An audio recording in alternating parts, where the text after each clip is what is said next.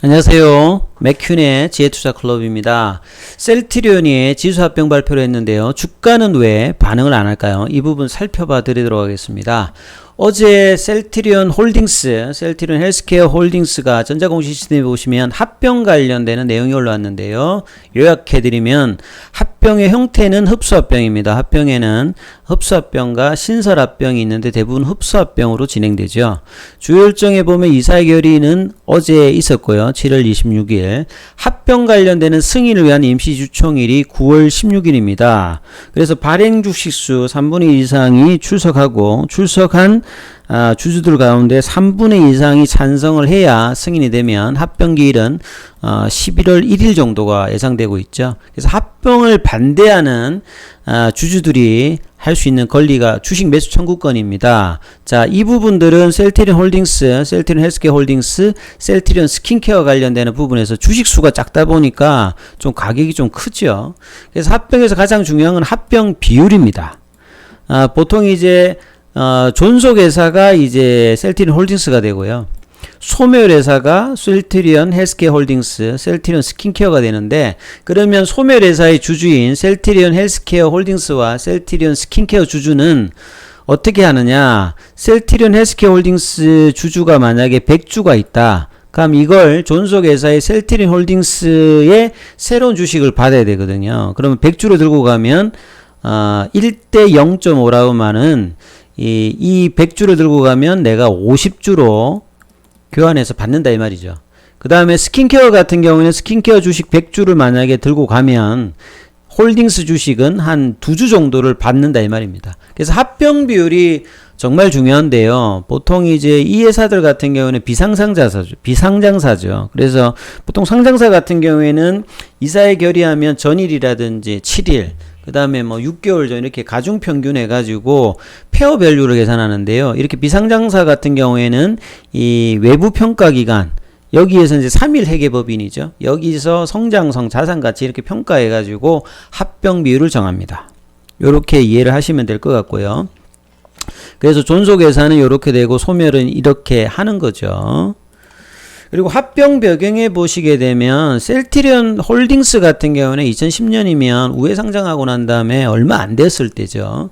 그 당시 이제 셀트리온이 이제 개발비 관련된 부담을 좀 느낄 때인데, 셀트리온 헬스케어로부터 투자 사업 부분들이 인적 분할해서 설립해서 요 셀트리온 홀딩스가 셀트리온 최대 주주가 됩니다.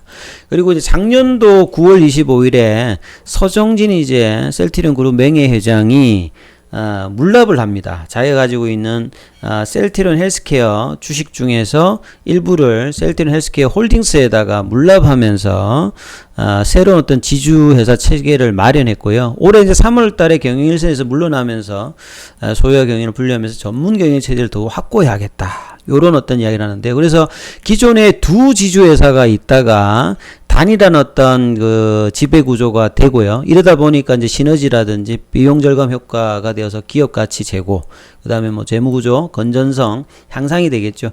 향후에 이제 시장에서는 이제 그럼에도 불구하고 가장 더 중요하게 본질적으로 보는 것은 이 사업자 회사들이죠. 이 셀트리온 헬스케어, 셀트리온 제약들이 어떻게 3사가 합병하느냐. 그래서 합병을 향후에 이제 이 부분도 추진하면서 단일화된 어떤 기업 지배구조 체제를 공고히 하겠다. 이걸 목표로 하고 있죠. 근데 본 정권 신고서 제출일 전일 기준 확정된 바는 없다. 요 부분들이 이제 진행되고 나야 이 부분들이 이제 이사회에서 이야기가 나오겠죠. 이렇게 보시면 되겠습니다.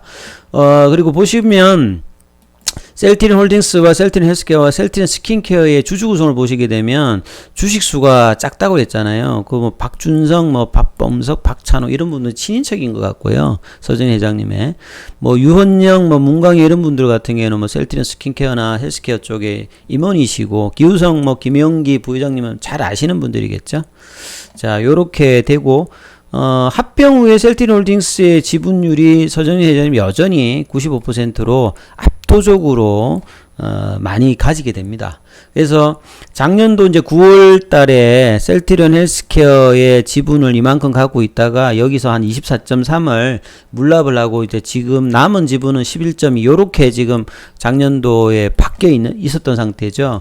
그래서 작년도에도 향후에 이제 올해까지 2단계, 3단계 해서 연말까지 지배구조 개편 3사 합병 과정을 뭐 이야기를 했는데 요 2단계 관련되는 부분들이 이제 어제 나와서 오늘 시장에 나왔는데 셀트리온과 셀트리온 헬스케어, 셀트리온 제약이 장중에 좀 올라갔다가 좀 못 올랐다는 부분들은 시장이 기대하는 거는 3단계거든 사실은.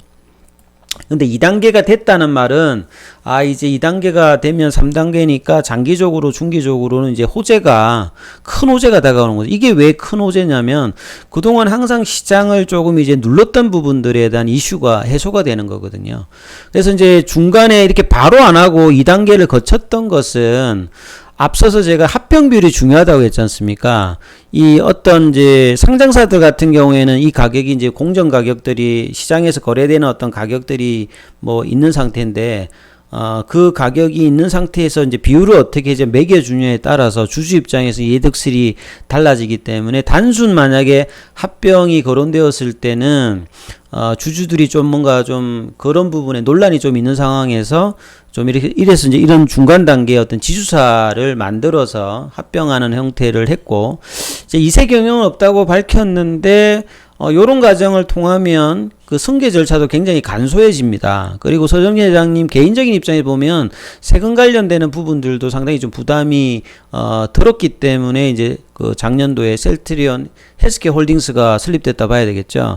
요게 이제 가세 이연 제도가 97년도에 도입이 되었는데 내년에 이게 혜택이 없어지거나 축소됩니다. 그래서 이제 가세 이연을 받으려고 하면 올해 말까지 지주회사 설립하고 3사 합병을 완료해야 되는데요. 이렇게 하지 않았을 때는 그 양도소득세 관련되는 부분들이 내야 되는데, 이 홀딩스를 설립할 때 지금 현물 출자로 조세 특례 제한법 가세 이연 제도에 따라서 양도 차익 관련되는 세금 납부를 주식 매도할 때까지 지금 유예할 수 있기 때문에 향후에 뭐 이 부분들을 매도 안 하면 계속 이제 세금 관련되는 부분들은 유예가 된다, 이렇게 봐야 되는 상황이죠. 그리고 더 중요한 3사 합병을 이제 지수와 합병하고 난 다음에 하게 되면 이게 제일 중요하지 않을까요? 그동안에 시장에서 항상 뭐 공매도의 타켓이 되었고 뭔가 문제 있을 때마다 끊임없이, 어제도 하나 그런 기사들이 나왔던 거 봤는데요. 고질적인 일감 몰아주기. 그러니까 이제 실질적으로는 하나 회사인데 뭐 회계상으로는 이제 별개 회사로 지금 되어 있지 않습니까? 그래서 2019년 공시 대상 기업 내부 거래 현황에서 셀트리온의 내부 거래 비중이 41.4로 59개 집단 가장 높죠. 그리고 셀트리온 헬스케어 관련되는 매출 의존도가 거의 뭐 90% 후반 정도 있고, 그리고 팔리지도 않는데 헬스케어로 물량만 빼어서 셀트리온이 안고 있는 재고자산, 여기에 이제 뭐 램시마 관련되는 부분이 항상 논란이 됐죠. 예. 이게 2018년, 2019년, 지금도 뭐 이런 부분 이야기하시는 분이 많은데, 요런 어떤 근원적인 부분들이 이제 3사 합병을 하게 되면 해소가 됩니다. 물론 이제 매출 관련되는 부분은 줍니다만 수익성 관련되는 부분들은 더 좋아질 수 있는 어떤 부분이라 봐야 될 것 같고요. 그 다음에 외국인 투자자들이 항상 셀트리온에 투자해서 좀 머뭇거리는 지배구조 관련되는 부분이 통합지주회사 설립에서 지배구조 강화, 전문 경영, 이래 되면 이런 부분 해소되죠. 그러면 주주들 입장에서는 합병 비율 이런 게 논란이 있겠습니다만 좀 큰 어떤 그림을 본다고 하면 그거보다 더 큰 게 중기적으로는 셀트리온 어떤 성장성이 다시 한번 부각이 될 수 있고요.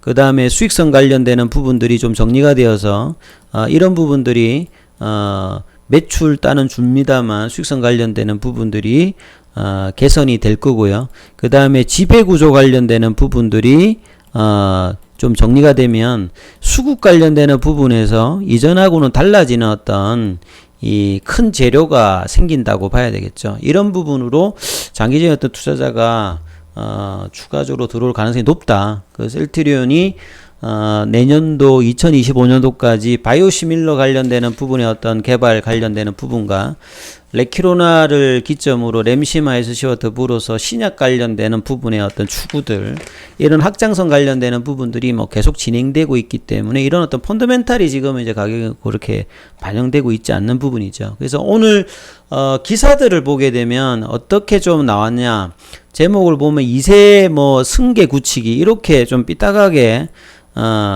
뭐 내용을 좀 적는 부분도 있고, 이런 부분이 또 뭐 거의 없는 부분들은 아니니까요.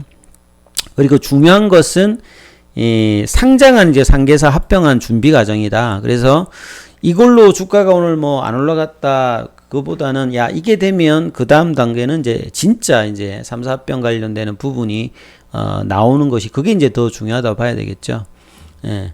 그래서 합병이 이제 되고 나면 서정희 회장의 셀트리온 지배력이 한 30% 가까이 뭐 된다.